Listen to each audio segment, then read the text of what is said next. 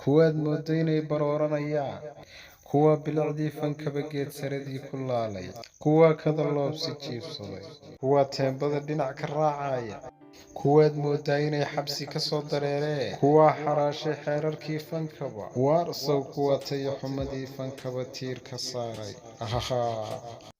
asalaamu calaykum waraxmatullaahi wabarakaatu. daawadayaal idil ahaantiinba kusoo dhowaada kanaalka xogta geeska. kanaalka xogta geeska waxaad ka heli doontaa wararkii iyo warbixinadii ugu dambeeyey ee dhinaca fanka. haddaba daawada, haddii aad ku cusub tahay kanaalka, sabscribe-ka saar, like-na saar si uu fideogani dad badan u gaadho. haddaba daawada, maxaad kala socotaa dagaalka hoose ee ka dhex qarxay Qamar Suugaani iyo Nimcaan Cabdiraxmaan Xasan Hilaac? dagaalkaasi oo ku salaysan heesuu sameeyey Nimcaan Hilaac, islamarkaana uu la xameeyey oo u dhiibi rabay fanaanadii ay isfureen Qamar Suugaani ee Ugbaad Aragsan, oo dhowaan heeso badan soo qaaday islamarkaana aada u kacsan.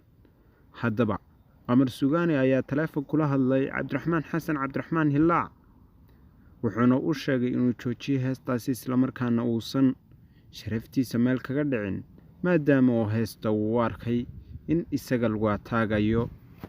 haddaba heestan oo uu Nimcaan Hilaac sameeyey kadib markii uu soo qaaday heestii ka raysta bukaanadii, ayuu Qamar Suugaani hadda uun ku ambabaray kadib markii loo sheegay inay heestaasi soo socoto islamarkaana ay soo gaadhi doonto maalmaha soo socda Ugbaad Aragsan oo heestaasi qaadi doonta.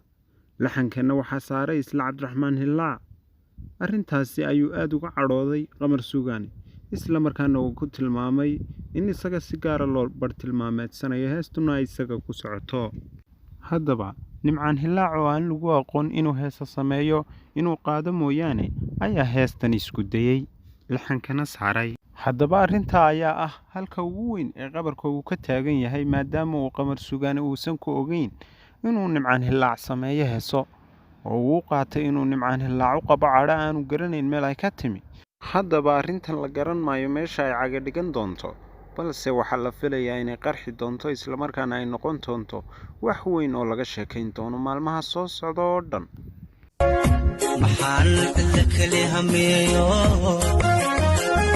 muuqaalkiyo koorkayo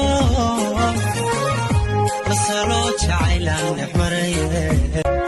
maxaan cidla keli hameeyo muuqaalkiyo koorkayo